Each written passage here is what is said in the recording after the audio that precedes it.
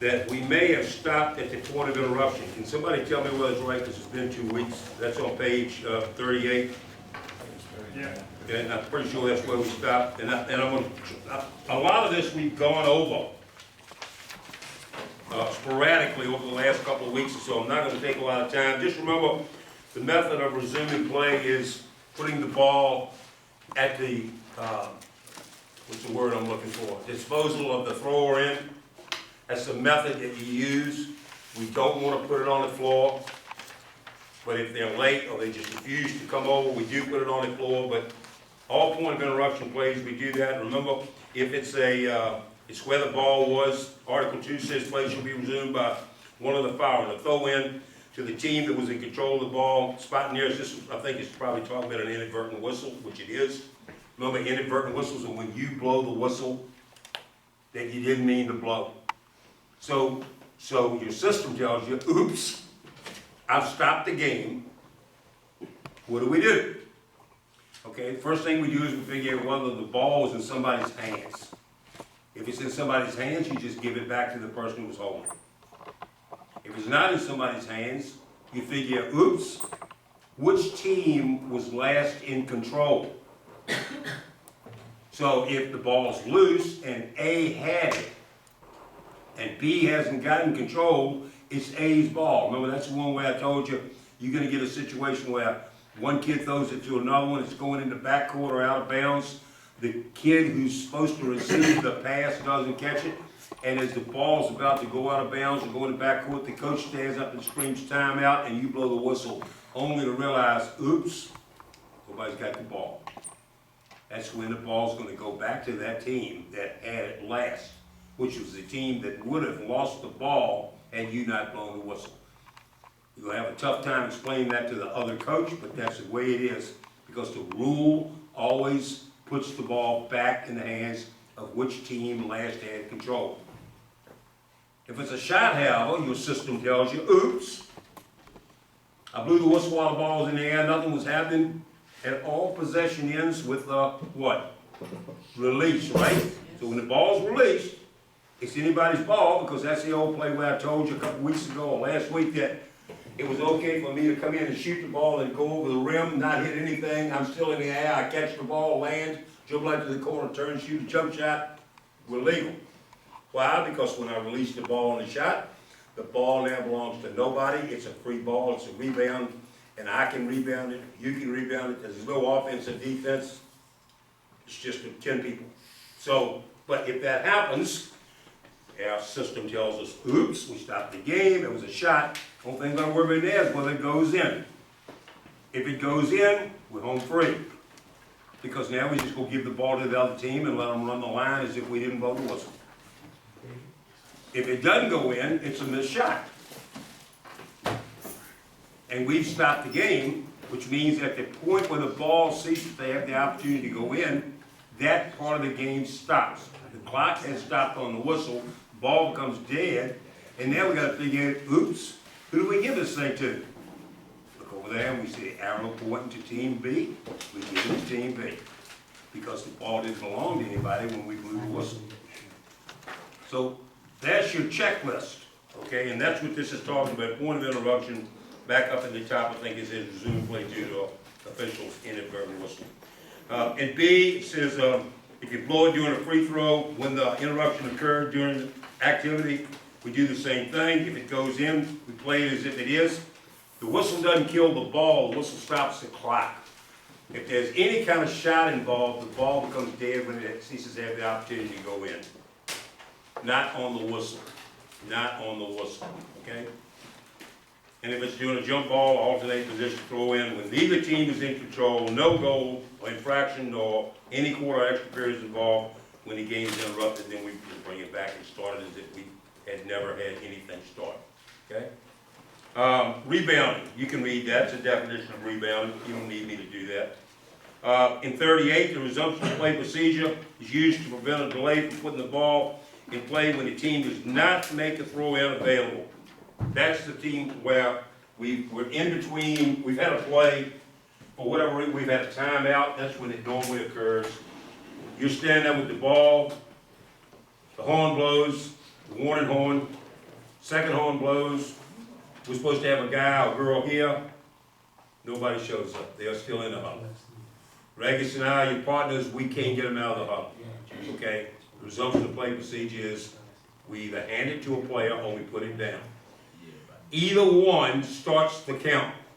You don't wait for them to come over and get it, okay?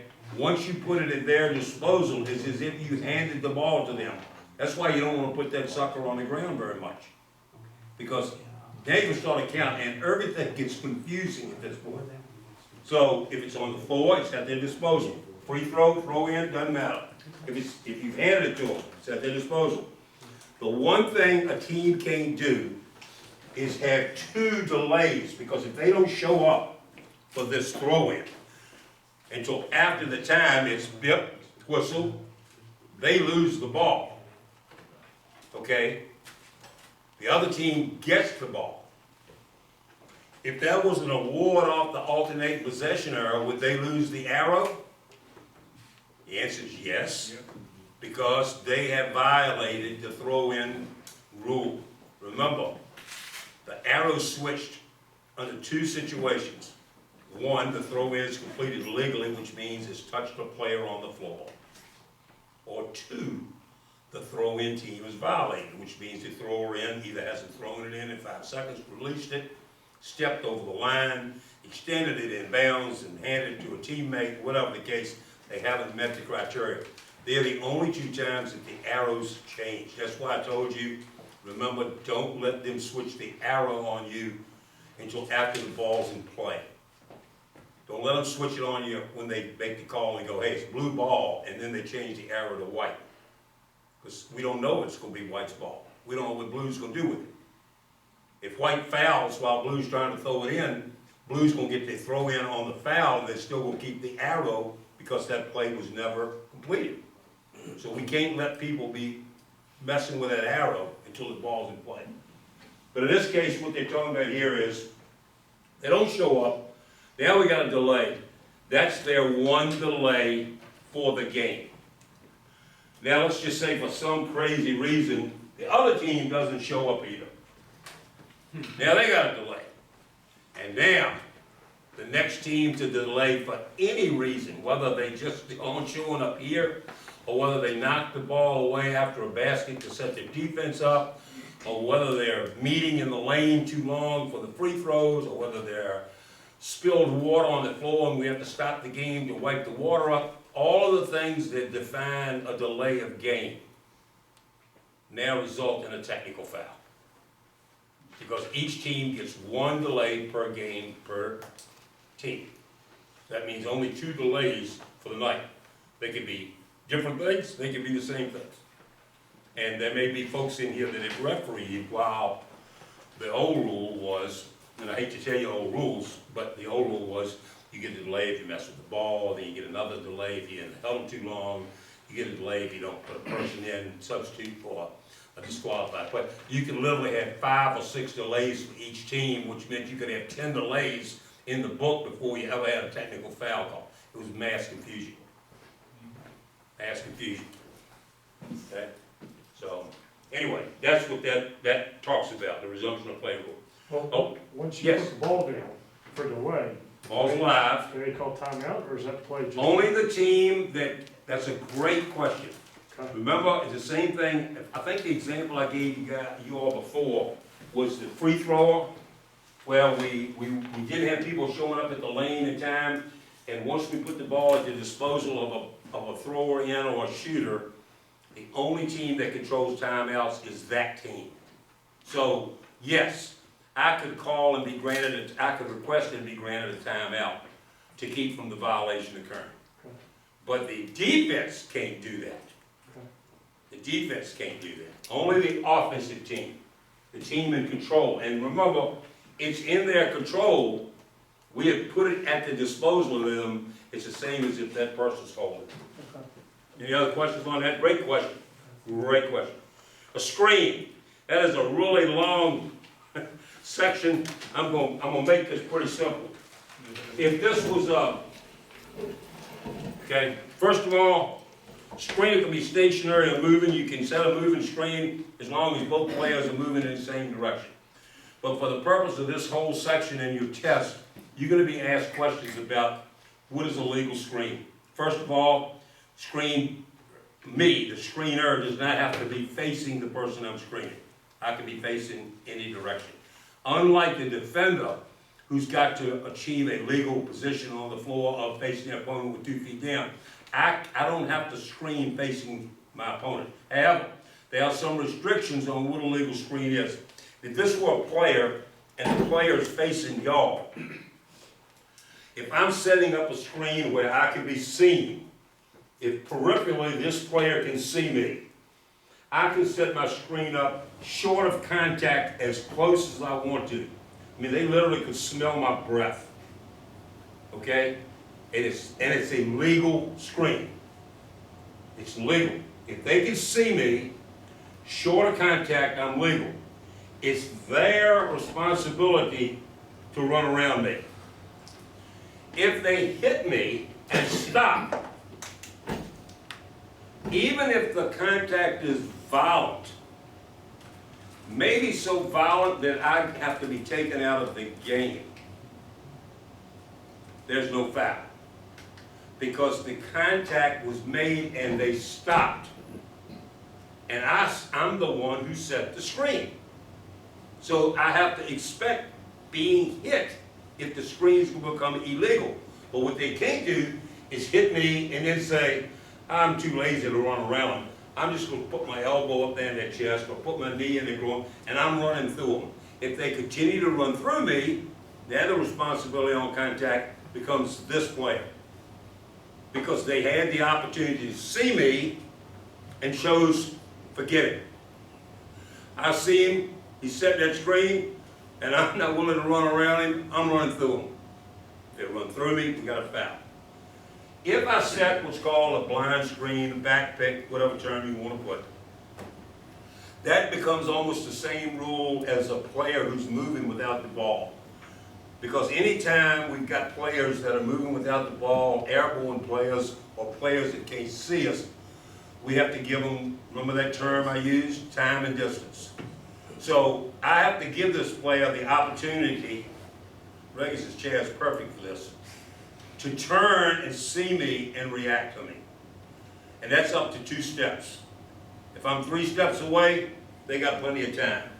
If I'm closer than 2 steps, and they turn or don't turn and hit me, then if there's a foul call, that foul's on me because I did not give them the time or distance to react to me being here. So blind, I've got to give them the opportunity up to 2 steps, visual, close as I want to get to them. I can protect myself, okay? I can protect myself, but I can't put my arms out. The lower level kids can do that. They'll put their arms out. When a kid starts running down the floor like this, coach is screaming illegal screen. First of all, it's not an illegal screen, that's holding. But let's just say for the purpose of discussion, we allow illegal screen to be used. Remember this statement. This is your system. The first thing you want to think of was there contact? If there's no contact, we cannot have a foul, an illegal screen foul. You know, we're talking about technical fouls now, where somebody can call somebody a name or do something. We're talking about for an illegal screen. It doesn't matter whether I've given this person time and distance or not. It doesn't whether they're moving or not. If we don't have contact, we can't have a foul for an illegal screen. We have to have had contact. Once there's contact, then you go to, was it visual, was it not? If it was visual, don't worry about it. Because now when we worry about, did the defender continue to be aggressive and run through, or did they stop? So I'm just thinking in segments. If it's here, I'm the back screen, and there's no contact, I got no problem. If there's contact, then I got to worry about, did they give them time to react? If they gave them time to react, did the defender try to come through them, or did he try to go around them? That's the way I've got to think if we were talking about an illegal screen. And that's what that section will tell you. We don't need to read that, you can read it for yourself, you should read it for yourself, but it's gonna say exactly that. Over on 4, any questions? Yes, What's the mechanics for illegal screen, block, this one? and this is not a block. That's not a block, okay? Might be on TV for the NBA. Boom, boom. If it's an arm, it's boom, boom. Remember, there's no preliminaries, you don't give any signal other than player control, or block at the spot. We only give those at the table. Used to be, we had to call the foul, do the preliminary signal, run to the table, report the foul, do the preliminary signal. Do the signal. There's no preliminary signals now, except player control. The reason you do that is because you don't want to go to the table and be reporting blue 24 and have 2 coaches still suspended in midair not knowing who the foul's on. And you also could have a ball that goes in that you've wiped, so when you get there, the only thing you're doing is report the fouls. You're not trying to explain to people whether the basket was good or not, whether who the foul was on. It's boom, boom, boom. If the ball goes in, it's no basket. Player control, go to the table. Now, they may not agree, but only half of them are going to worry about whether or not you would help them or not. If you don't tell them it's no basket or count it at the spot, then they're going to be wondering, and you're going to have 2 coaches screaming at you up at the table. What's the call? And you don't need that, because you need to have some clarity when you get up there at the table, so you can simply go blue, 24, play control, or blue, 24, blocks, out of bounds, white, whatever you can say. Whatever you can say. Okay, any questions about that? Shooting. All this says simply is the act of shooting simultaneous with the start of the try. We've gone over a bunch of this, so I'm going to tell you how this applies to the game. Remember, except for if the clock is stopped with 3 seconds or less on the clock. It does not apply if the clock is running. We do not worry about whether a try is legal or not if it goes at the end of a period if the clock is running. The only thing we worry about was it in the air, out of the hands of the shooter when the horn went. If the answer to that is no, we can't have a basket. If the answer to that is yes, then we can have a basket. But if it's 3/10 of a second or less and the clock has stopped, we can't have a catch and shoot. Okay, so if they throw it in, they catch it and shoot it, and it goes, we can't have a shot. Which means if we can't have a shot, we can't have a shooting foul. But we could have a foul, and it'd be a 1-and-1 or 2 if we had a double bonus. Because we still have a foul. We just can't have a catch and shoot situation. They can bat the ball into the basket. I've never seen that done. I would love to see somebody with 3/10 or 2/10 of a second throw it in and the ball be batted. The interesting thing would be if somebody batted in with their fist, would you have the yin yangs say it's illegal to hit the ball with your fist during the game? We're not counting that. I think we don't count the basket run off. But nevertheless, with that being said, what this means, this whole section talks to you about, used to be a tap was treated different than a try. Now a tap and a try are the same as it relates to a shot. Okay, they finally come to the realization that players are big, they're strong, the hands are more athletic, the hands are bigger. So now, if they're tapping, tipping, or shooting the ball, it's treated all the same for a foul. If you get fouled and it goes, you're going to count it, and you're going to shoot the appropriate free throw. If it doesn't go, you're going to shoot the appropriate free throws. That's what that section is going to talk about, okay? And then it talks about, a little bit about in Article 3, which applies to continuation.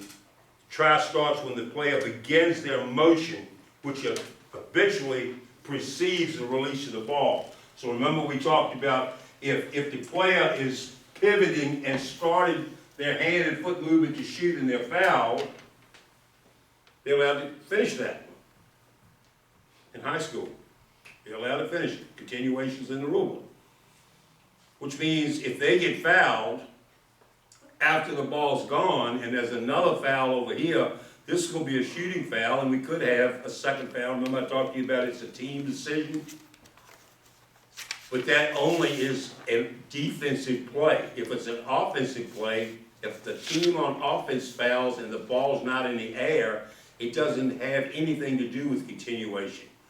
We are the same team and you're shooting and the ball is almost, and I use that because that's the way the questions on the test will be.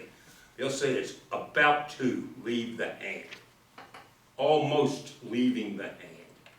And they will leave you strung out on what in the world they're talking about. What they're trying to figure, if you know, is that if the ball hasn't clearly left the shooter's hands and an offensive player commits a foul, the ball's dead immediately and we can't have a made basket.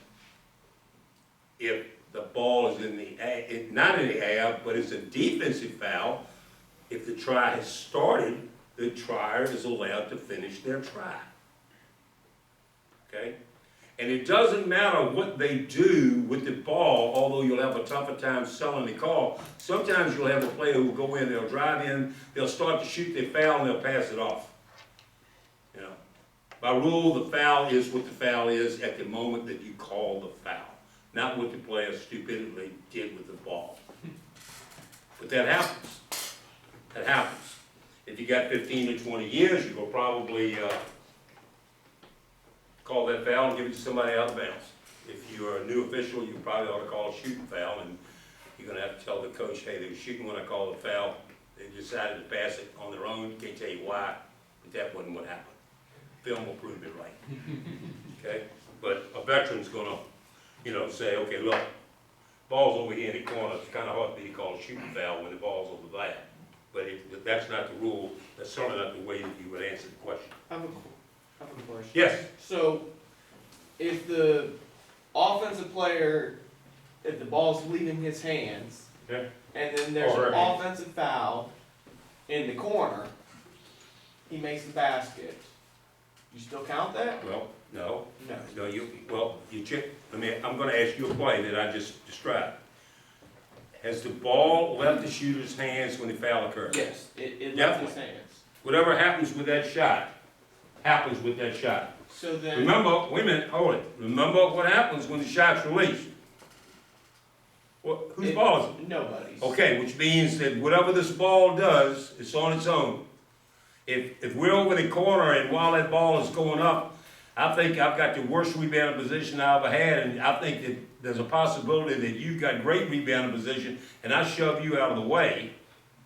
Then if I'm an official, what I have to do is, first of all, hold the whistle, because we never want to give it back to the same team that just made a basket. So I'm going to hold my whistle just a second, because nobody was looking at that anyway. Everybody's looking at the ball. If the ball goes and the foul wasn't intentional or flagrant, I'm not calling anything. Okay. If the ball goes and it was an offensive foul, I may call it and go to the other end, because the film's going to show that was a violent shove. But if the ball goes and the defender fouled the offensive player, who was by rule not really an offensive player, but simply a player waiting for a rebound, but the ball went in, then we gain no advantage, and I'm just going to suck air and say, hey, 30, keep your hands off that counter shot, or keep your, whatever. Does that make any sense? The biggest thing is, the answer to your question is, the only way we can have a shot count that isn't in the air when the whistle blows is for the shooter to have started their try, foot or hand movement, and the foul, a subsequent other foul, a second foul somewhere else on the floor, be on the defender. Okay. The defensive fouls never stop me from having the opportunity to shoot if I have started. Now, if I'm just pivoting with the ball up here and a foul's blown over here on Regas, then I wasn't attempting to shoot. I don't get to shoot after the whistle blows because, oops, oh well, they call a foul, I think I'll just shoot my little jump rope there. But if the shooter's in their motion, or the ball is in the air, specifically in the air, whatever happens with that thing is gonna happen. Okay. And in high school, you will hear NBA call. And please don't holler back. It's not an NBA call. Don't holler back. We have officials that do that. Well, I don't know.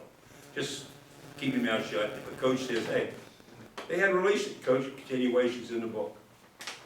They're allowed to complete the try. That's the end of that discussion. You quoted a rule. If you don't know that rule, don't attempt to answer that question. Because the coach already knows the rule. They're just checking you to see if you know the rule. They're getting you to try to kill the play and not count the basket. I mean, that's what's happening. Any other questions? Okay, pretty simple. The throw in a designated spot. Now, I think there's a question on one of the tests. I don't know whether it's the one you had or the one coming up that really addresses, well, I'll go down them in order. The thrower is a player who attempts to make a throw in. By rule, unless there's a timeout, we can't change thrower ins. I've never enforced that rule. Like if the wrong person's out of bounds, I've got a count going. Now they can't come and change. But if the kid is standing there and the coach says, once the kid gets out of bounds, if the coach says, hey, that's supposed to be Sally, not Brenda. Let's get Sally in here. I mean, Brenda may not be able to throw the ball in. So let's have Sally here where she can throw it in. Well, you know, what big deal that is. But we can't have Sally out of bounds holding it, and the coach say, hey, Brenda, you're supposed to throw that in, and now Brenda goes into bounds, and Sally hands the ball to Brenda and goes in. That can't happen on a spot throw in. There is one time when we could have two people out of bounds, but it can't happen then, okay? All right, throw in's the method of putting the ball, playing out of bounds. We know that. The throw in and the throw in count begin when the ball is what? At their disposal, which means either when you hand it to them or when you put it on the floor, that's when your count starts. But remember, we have two counts. One count is on the release of that throw in. And again, some of you may referee when the ball had to touch a player in bounds before the count starts. Now the count stops on the throw in once it's released by the throw in. They got 5 seconds to throw that sucker in bounds to a player. They got to throw it onto the court. If it doesn't go directly to a player in bounds, that's another violation. But the rule says you got to throw it in bounds on the court. There is a test question that says that, tries to fool you. Okay? But they've got to release it. 1 millimeter off of their fingers is released. So if I'm counting 1,001, 1,002, 1,003, 1,004, 1,000, and they let it go, we're good. If I get to 5, and in my head that's going to be 6 because my first count was silent, and they haven't released it, boom, I got a whistle. Violation on the thrower in. If it's an arrow throw in, because it's a violation on the thrower in, we switch the arrow. The system tells me we switch the arrow because 2 times you switch the arrow, one when the throw in is completed, second one when there's a violation on the thrower in. But now I got a second count because it's got to touch somebody in bounds, and if we're going up the floor, we got a 10-second count. Plus we got to chop time in when the ball touches somebody. So theoretically, if I'm counting and the throw in is released by the throw in and it's thrown all the way up the floor, the film should show me still in this position until the ball touches somebody. Which means if we throw it in over everybody's head and it goes into bounds at the other end, we're going to bring it back here and time should not have gone off the clock, right? Because I've got my hand up. I've never chopped in time. Okay? If it touches somebody and goes out of bounds at the other end of the floor, we're going to take it out of bounds up there because it touched somebody. But we still never started the clock. But we've had a play because the ball did touch somebody and then it went out of bounds. And because the mechanic rule is we always take the ball out of bounds at the spot closest to the foul violation, we have to go where the ball went out of bounds. We have to go in, and you'll get some coaches who say, hey, we need to bring that back. Well, think about the difference with 2 seconds if the team who now go get the throw in is shooting at the other end of the floor at 84 feet. I mean, if we make them bring it back here, we're telling them now you got to go 84 feet to get your shot off. If we take it up there where it belongs, we're saying, hey, you got a chance to win the game with 2 seconds left. So we have to be careful of that. With that being said, I got my hand up. I'm not counting anything because the ball's in the air, it touches somebody, chop in time. There's only one time that I can think of that you really get, it's not confused, but it's a very difficult thing to remember. And that's when a defender is standing at the sideline with their hands up. And the offensive player throws the ball in and it ticks the finger of the defender who's really not playing the ball but playing defense. Remember, when that ball touches somebody in bounds, it starts the clock. And an easy thing to do is to know it touched the finger but be looking to see when that ball's possession is gained. And we don't react to it. We know it touched your finger, but we're looking to see who the ball went to, so we can chop in time. When that ball touches that finger, we should chop in time. The clock starts when he touches a player in bounds. Okay? Just remember that. And remember that. Put that in your computer, and the first time you're confronted with a defender close up on an offensive player, throwing the ball in bounds, just remember, if they throw it in, whoever touches it, we don't care how it's touched, whoever touches that ball in bounds results in the starting of the clock. If we're going to stay in front court, unless they're closely guarded, we don't have any more counts because we're playing. If we're going to go the other way, then we have a 10-second count because we got to get the ball in the front court in 10 seconds. And it has to touch somebody in front court in 10 seconds. So remember, if we get to 9 and they throw it in the air, we keep counting. If it hadn't touched somebody in front court, by rule, that's a technical foul. I mean, technical foul, that's a lost possession. It's a 10-second violation. Excuse me. Gotta erase that, Rick. So that's a 10-second violation. Please do not call a technical foul. There's no technical foul. Okay, that's a 10-second violation. Okay, you have a question? Quick. All right, just on throw-ins, I've been reading this and rereading this.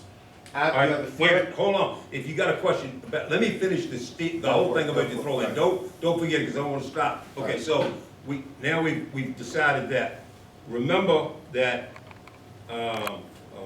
broke my train of thought now. Go ahead. Sorry. That's all right. Okay, so you have, in my mind, you have two different types of throw-in. You have a throw-in after a made basket where the official does not have to touch the ball. That is correct. That is, and the thrower-in can run the baseline at will.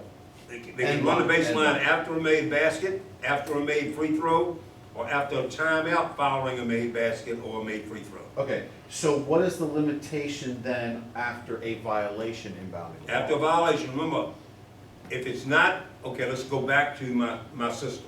Okay, If it's not after a basket that's made, not after a free throw is made, or after a timeout that's following one of those two, it's always a spot throw in, whether it's on the Spot end line or sideline.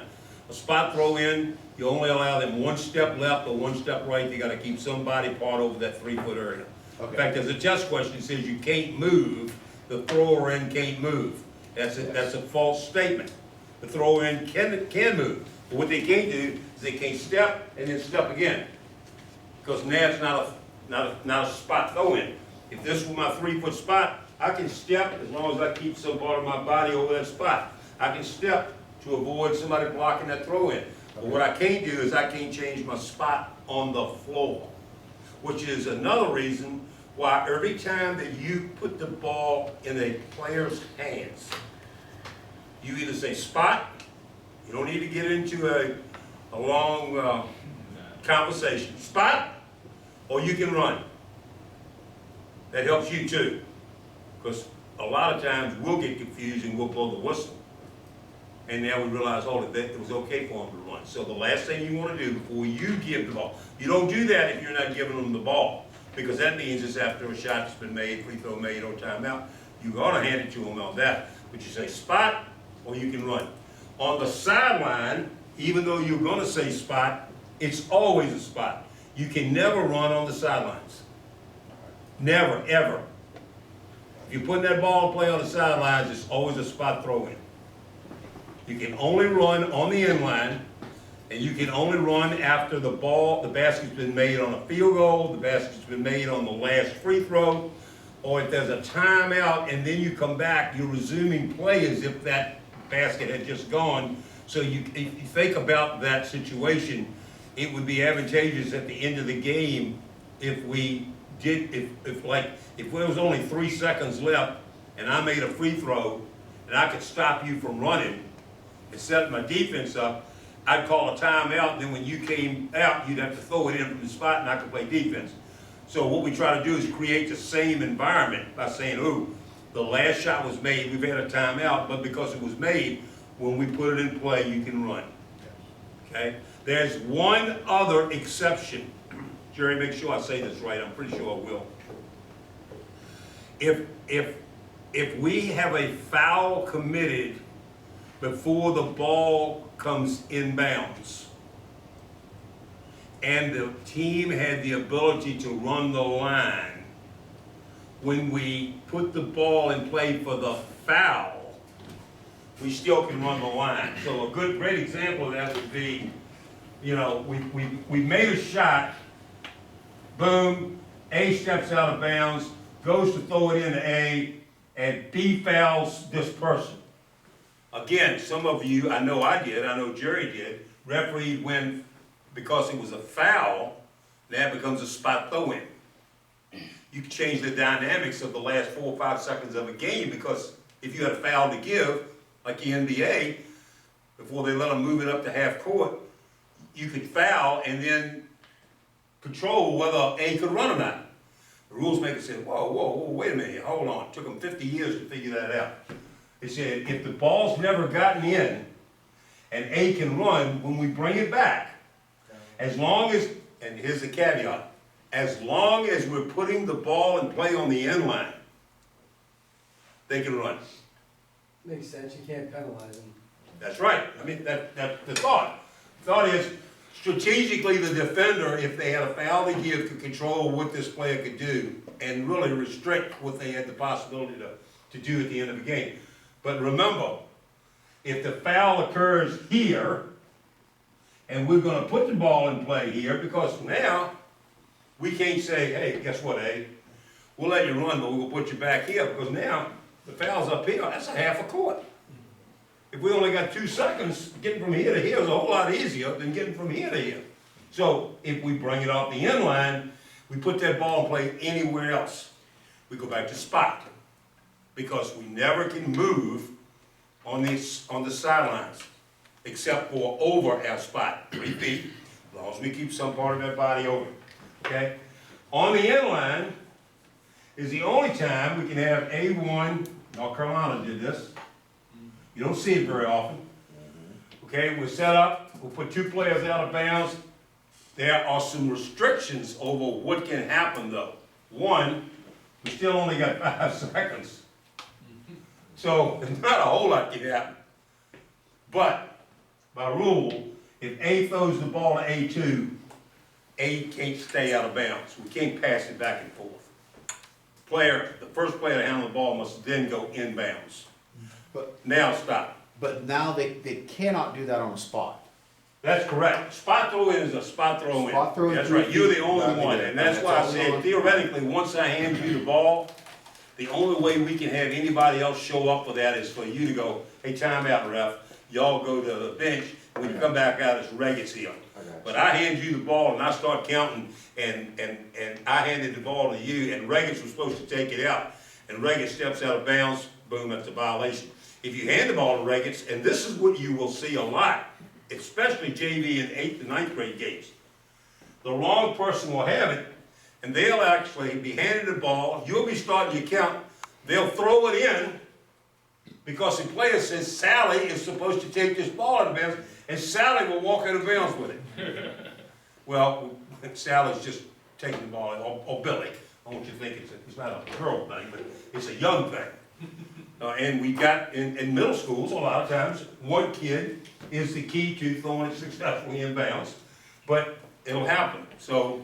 Now back there, maybe I'm getting the NFL rules crossed in too. It's A1 throws to not A, NFL. A1 throws into A2 to inbound the ball. Can A1 be the person that receives the inbound pass?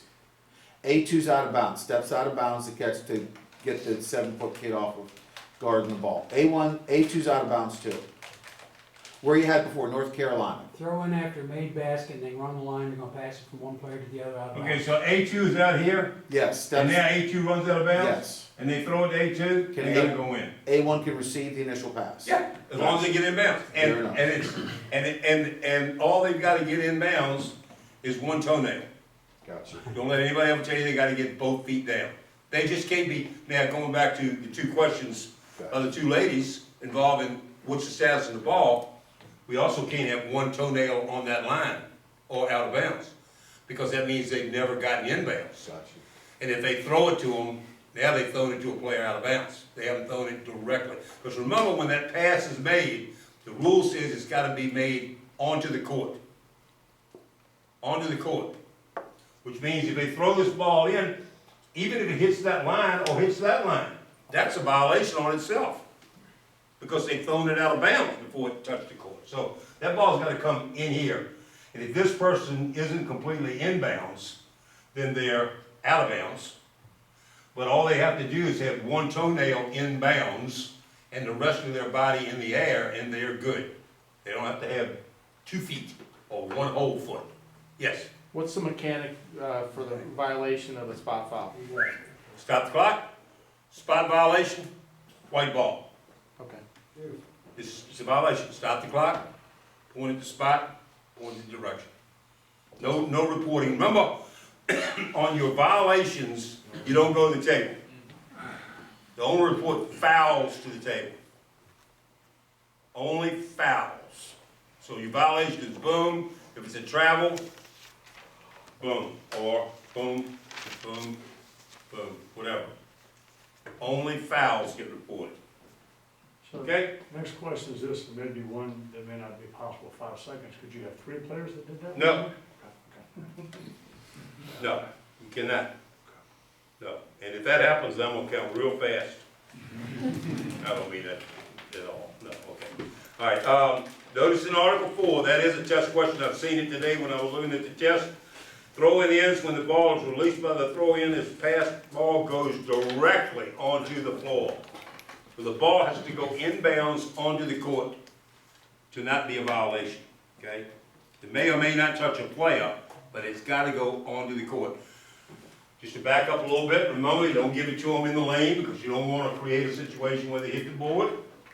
If they throw it across the court and it hits the board and doesn't do anything except straight back, it has not hit the back of the board. It may have hit the backboard. It hasn't hit the back of the board. So if the ball comes straight down, even if it comes down on an angle, backwards or forwards, it's hit the bottom of the board. That's legal. Might be a bad pass, but it's not illegal to hit the sides of the board or the front of the board. It's illegal to hit the supports that are holding the board up and the back of the board. Back, only the back. So that's why you don't give it to them in the lane, because you don't want them hitting it. Yeah. So if I'm a defender and the guy's trying to throw the ball in, and I touch the ball before he releases it? Wait a minute, say that again? You're a defender. Yeah, You wanna put it right here? that's All fine. right, B.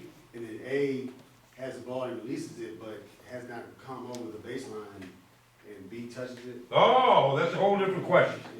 Yeah. Question you're asking is there ever a situation where B can touch the ball in foul territory? Answer is no. No. That is a technical foul. Okay? That's a technical foul. If they foul this player, as long as the player is still out of bounds, that's an intentional foul, and if they if they even miss the player, it's a warning for, if you swung at that player and missed, you did an air ball with your hand and you break that plane, that's a stop the clock and a warning. You cannot be out of bounds as a defender. You can't touch the ball. Now, here's the crazy part about that. If I've got the ball, I'm gonna hand you the imaginary ball, okay? And I'm out of bounds, and I put it in bounds, you can take it from me. You can knock it out of my hands, and if we grab it at the same time, it's a jump ball. Because I have broken the plane. I can break the plane. You can't break the plane. Defender is not allowed to be on my side of the line. I am allowed to do that. However, if I did that with my own teammate, then my teammates touch the ball out of bounds, and we've got a violation, and that's going to be the other team's ball. I can't hand it to my teammate. You know, so there's a lot of pressure, and people are flying around like bugs, and I go, hey, here's the ball, Billy. Well, if I hand it to him and we both touch it at the same time, the ball's out of bounds, because it's the last point of what it was touching. Even though I'm handing it to you, you're in bounds, you're touching it while it's out of bounds, we're gonna lose the ball. Great questions. Everybody cool with that? Okay? We got about 15 minutes here, I got a lot to do. Okay, timeouts. 60 seconds, and simple as that, boom. Remember, you're gonna go stop the clock, blue, head coach, or blue, 24, full timeout, 30-second timeout, okay? So why That's in gonna the, be, why in the video does he do this? The video he sent us. I'm glad you brought that up. There's a couple of, that video was the closest thing we could get to get you to kind of get something to practice on. There were some, he may have been indicating, and I didn't watch the whole video, I only watched about half of it, but he may have been going blue 21 or blue 51. Okay, there's no 6, you can't have that, you can't have anything over 5 in basketball. But he may have been indicating the player. So he's got, you know, blue 21, full timeout, or 30-second timeout. I mean, that's my first thought, that he's just simply indicating the number, the safest he would have fouled. And I will be honest with you, I think I told some of the groups last week, I'm not gonna take but 10 seconds to this. I think if I didn't tell you in class, I'm having a really difficult time with that, because you gotta remember, for 40-some years, I did everything one-handed, and I preached one-handed, and I got on people for using 2 hands. Because we went to 2 hands in college, you know, it's always been 2 hands, I can think, in the NBA, but in high school, always one. And then all of a sudden, I've had to retrain myself, and so right now, I'm in a mirror. I mean, because it's easy for me to go 22 holes and realize that I should have gone 22 in the box. I mean, it is what it is. So my first inkling is that's what it indicated who called the timeout. Blue, 21, full timeout, whatever, okay? Traveling, we've gone over that whole rule. That the key to traveling is what? Knowing which foot is the pivot foot. Your system should say, were they in the air and did they land on both feet, which means either foot's the pivot foot? Did they receive the pass with both feet, which means either foot could be the pivot foot? Or did they land or receive the ball with only one foot on the floor, at which point that foot is the pivot foot? And then we've got our key, our system tells us, what do they do with the ball? Do they shoot it? Do they pass it? Do they dribble it? If they shoot it or pass it, they can lift the pivot foot up, they can't put it down. If they dribble it, they gotta get rid of the ball before the pivot foot leaves the floor. So that's what you're thinking about all the time while you're looking selectively at the pivot foot. Remember I told you, if A receives a pass from A2, your first look is to the floor if your responsibility is a dribbler. Because if you don't know which foot the pivot foot is, you're in a world of trouble. You go from the floor up, but you have to have a note in your head that tells you what that player's status was, how many feet were on the floor, were they in the air, not in the air, what do they do with the ball, and at that point the call becomes easy. And it's boom, travel, the opposite team's ball at the spot closest to the violation. We don't switch spots, we just move up and down the floor. If you win the trail, you become lead. If you win the lead, you go in the trail. And remember, the old trail has all backcourt throw-ins, which means you may have to switch sides of the floor on the backcourt, but if you're the trail and we get a travel on the offensive team, we don't call it travels on the defense, please. If we got a travel on the offensive team, we're gonna go the other way, then you're gonna put the ball in play everywhere in the backcourt, no matter what side of the court you're on, which kind of makes a switch. But the key is, you're refereeing the ball. You have to know about the pivot foot, then you have to remember what they can do with the pivot. The jump stop is an anomaly. They can take off of one foot, they can be in the air, catch the ball, land on one foot, jump off of that foot, land on 2 feet. At that point, there's no such thing as a pivot foot. So if they even pivot, it's a travel. They can jump to shoot, they can jump to pass, they can't dribble. Because if they dribble, they have to get rid of the ball before they lift their pivot foot. Since they can't lift their pivot foot, it's a violation. So just remember that. But a jump stop's gonna look crazy. We went over that, and that's in the other video. That if you weren't here the first couple of nights, you'll see it. Verticality we talked about. Verticality kind of goes along with these spots on the floor. Everybody is due their spot from the floor to the ceiling. And it often, for the most part, happens with the big people as they get in there, have to have their hands up anatomically. Maybe you younger people can do it, I cannot. It's impossible for me to get my hands back behind my head now, but anatomically speaking, this is vertical, this is not vertical. So the difference between a foul on you and a foul on me is where I've got my hands if you're gonna rule verticality. If I've got my hands up, you come through them, that's not a legal defensive position. Okay, and you come through, and the contact responsibility is me. If I've got my hands up, and you come into me and you shoot, and maybe you make contact, that doesn't mean there's got to be a foul, because you may feel the offensive player initiated all the contact. And what advantage can they gain, other than us calling a foul on the defense? So if the offensive player initiates contact, then we may have nothing. And just because they missed the shot, that's the foul that we call more than often. We'll wind up calling that defender, who's vertical, for a foul because there's been contact up here, and give the offensive player 1 if the ball goes, 2 if it doesn't go, whatever we give them.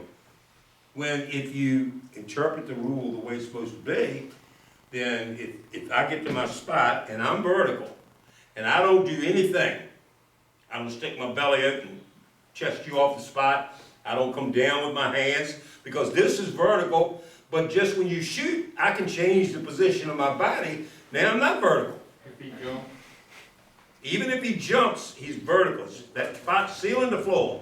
Got a tube there. I'm protected. Both players are protected. Normally that's a defensive play. But verticality, term is verticality, and you will see these players, they'll put their hands up, and then they'll turn around, they'll get under the shooter, and they'll hit them with their hips in the chest, and you'll call a foul, and they'll walk around like this trying to embarrass you. Because they'll say my hands were up, and they're right. But they changed the situation. So just know that there's vertical. If you don't see the whole play, you can't make the call. Remember I told you it's better to miss something that's there than to call something that is not there.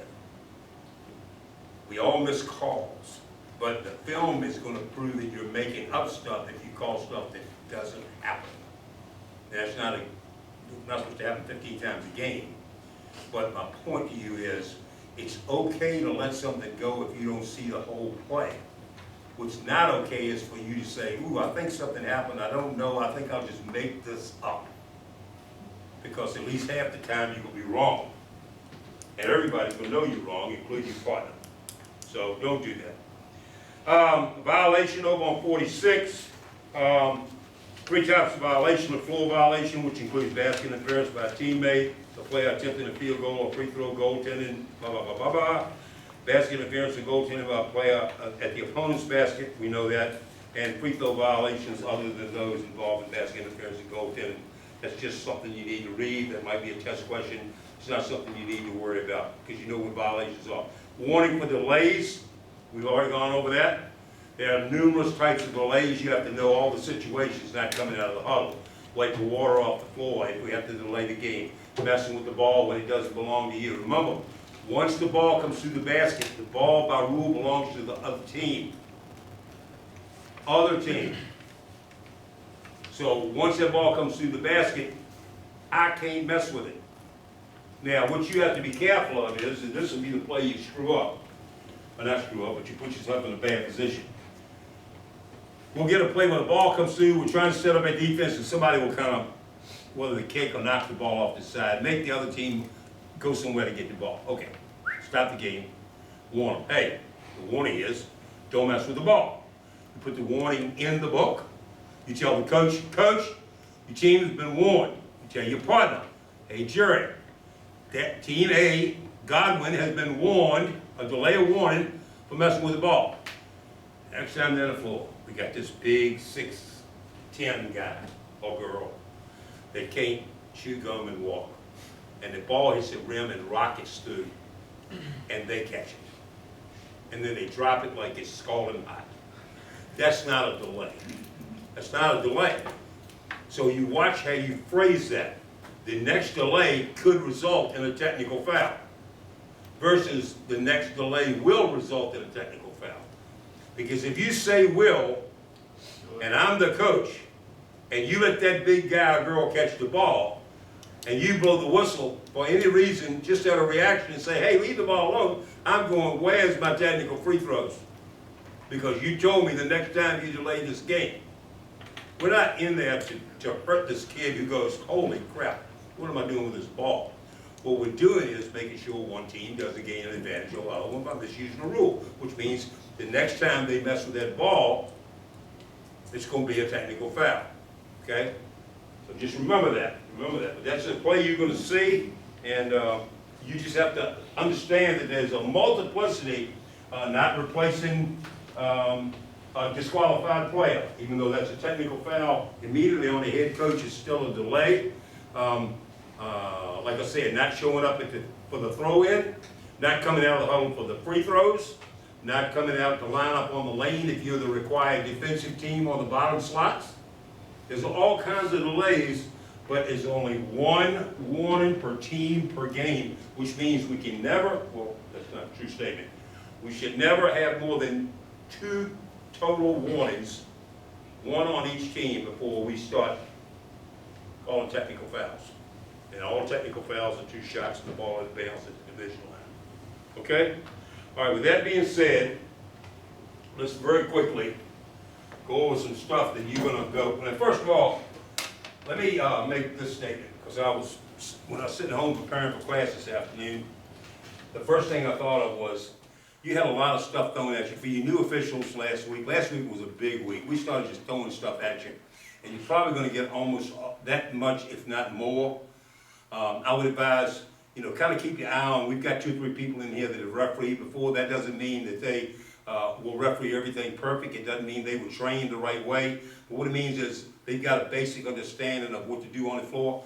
Watch those people and while you're not refereeing, okay? And watch the people who are messing up and don't do what they do. And I don't mean messing up as a derogatory term, but don't be over on the side talking, yakking, and then all of a sudden it's your turn to go in, and you go in and you make the same mistakes that the 3 crews in front of you made. Secondly, and even more important than that, I can't tell you how important it is going to be now for you to really, really, really spend some time during the week. And me, more than anybody, even though I'm retired now, when I came through, when I was refereeing a lot, when I was trying to get where I wanted to get to, you got families, you got your religion, you got your job, you got 10,000 things. I get that. But if you're going to be successful at this, because it's a practical thing and we only do it one night a week in here, you're gonna have to spend some time in that book, or in that case book, or in the mirror. The people that do that will start to look about week 6, maybe 7, like they're getting it. There will be other people that will not look like they're getting it, they'll look confused. I am not being derogatory towards those of you that don't get it or will be slower. I'm just telling you that that's the way it's going to be, because some people will assume I can do this because I played. And those that have refereed play has got nothing to do with it. In fact, you have to change your entire mindset, because the longer you think like a player, you're not going to be able to referee. Playing is nothing like refereeing. Absolutely nothing. That's why the NBA very quickly would rather have one of you that's got potential rather than me, because I've got 40 years of learning to referee one way. They've got to unlearn me before I can learn how their refereeing does. I know how to referee as a college referee. I understand how to referee as a high school referee. I don't get the NBA way. There is a way. You, conversely, would only have to be taught their way. So if you had any experience at all, 1 or 2 years, and you had potential, they love to get you, because you don't know enough to have to unlearn stuff. But you're gonna have to spend time on your own. I can't emphasize that too much. I know it's difficult, but you're gonna have to. And use the time. We've got, let's say round figures, 20 people in here. At any one time, we'll have 2 courts going, which means 4 people will be refereeing, and that will put 16 people or 8 others on each court standing around with the observers. Stick close to the observer way, hear what the observer's talking about, ask the observer questions. Don't have 4 or 5 of y'all standing over in the corner talking, and then it's your time to referee. You're wasting time, You're wasting good money, you spend a lot of good money to get this class, take this class, get your money's worth out of it, and don't waste your time. Okay, very quickly, remember, let's get A off of here first. Trail. Doesn't matter which side, if you get to toss it up, remember, we'll have a referee here, an R, and an umpire here. That won't happen but once, probably at the start of each game. If it does, they'll probably let you toss it up. But let's say we've tossed it up and we've moved down the floor. If the ball went this way, we'd have a lead here, we'd have a trail here. If the ball went this way, we'd have a trail here, we'd have a lead here.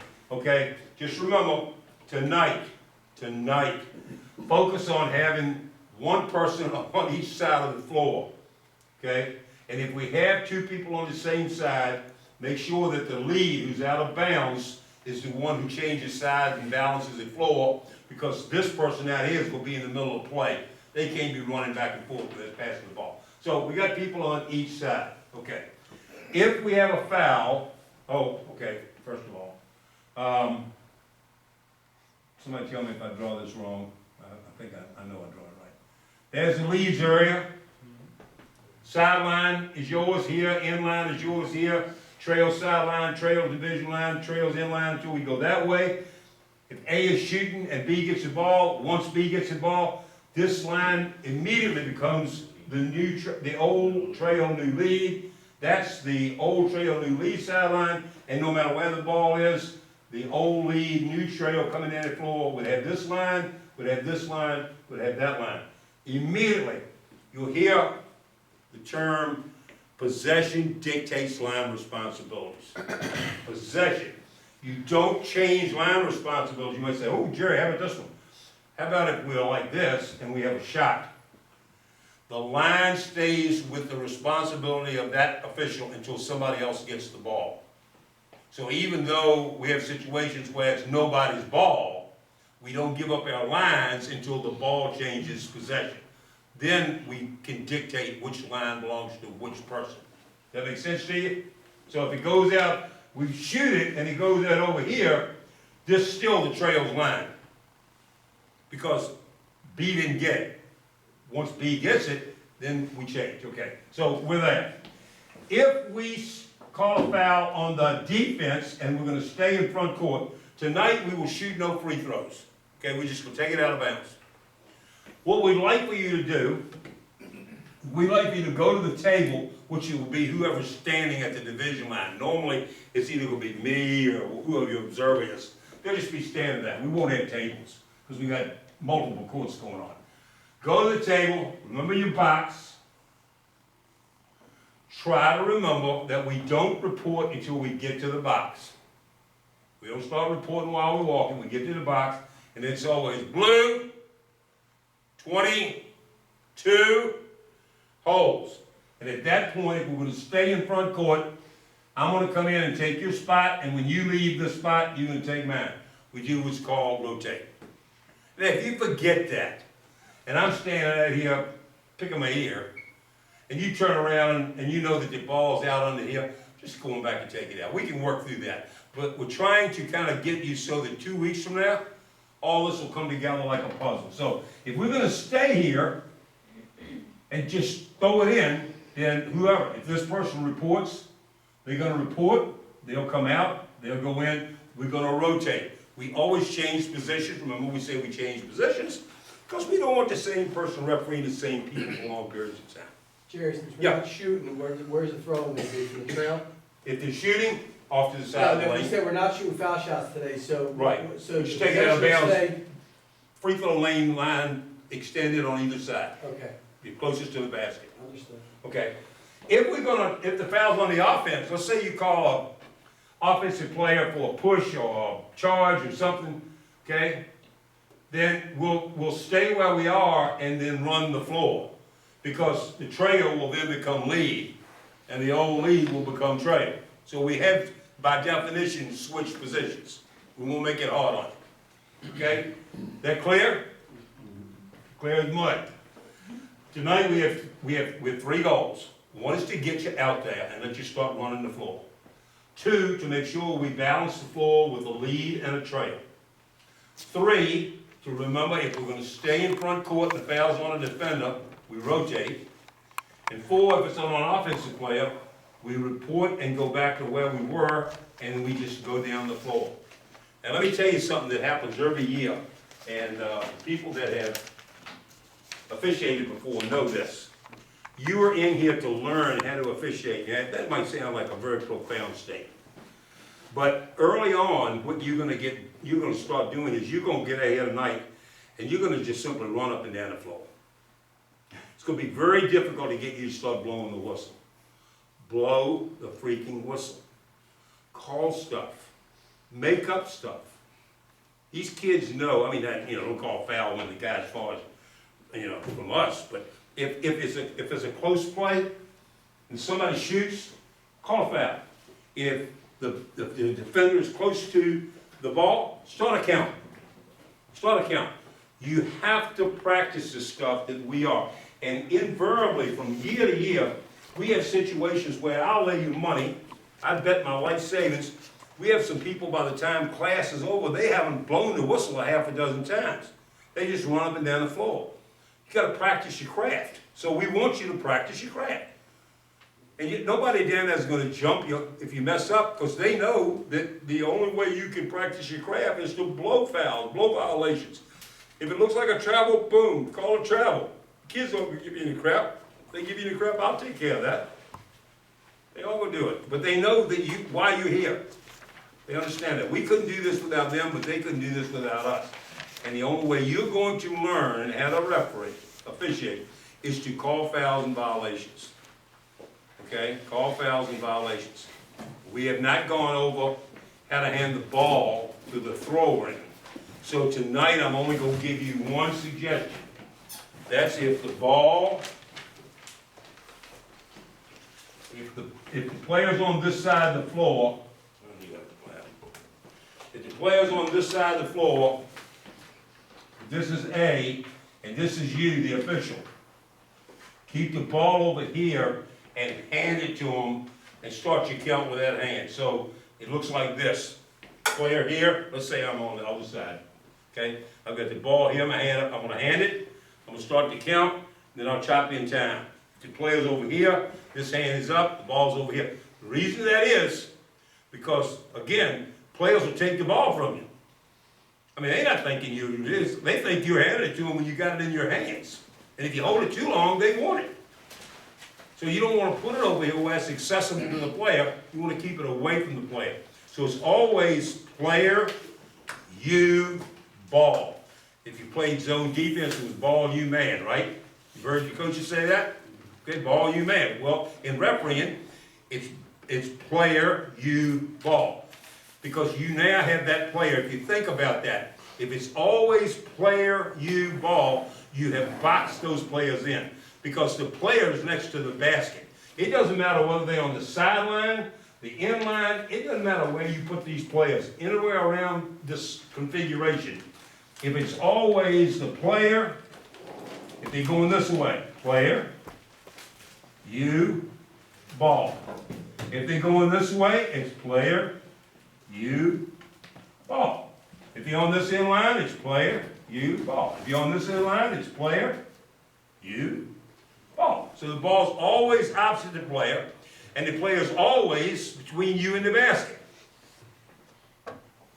It will never take it from you. You'll become very consistent in keeping that ball here, handing it to them, starting your time. That also allows you to do this. When you chop in time, then you can change hands on your count. Because every time you change the dynamics of the play, you don't ever want to go from a count here to now count 10 seconds going up the floor. You want to change hands. Slows you down, makes your time count more consistent, keep you out of trouble and calling a quick whistle. So anytime you change, just like if you're changing, if you're counting on a closely guarded player and they're dribbling and they stop, now you want to change hands. Change hands. Don't keep it, don't go 1001, 1002, 1003, 1001, 1002, 1001, 1002. Switch hands. It becomes much smoother. Okay, Jerry? Yes, Any questions? All right, it's yours to tell these folks what we're going to do and how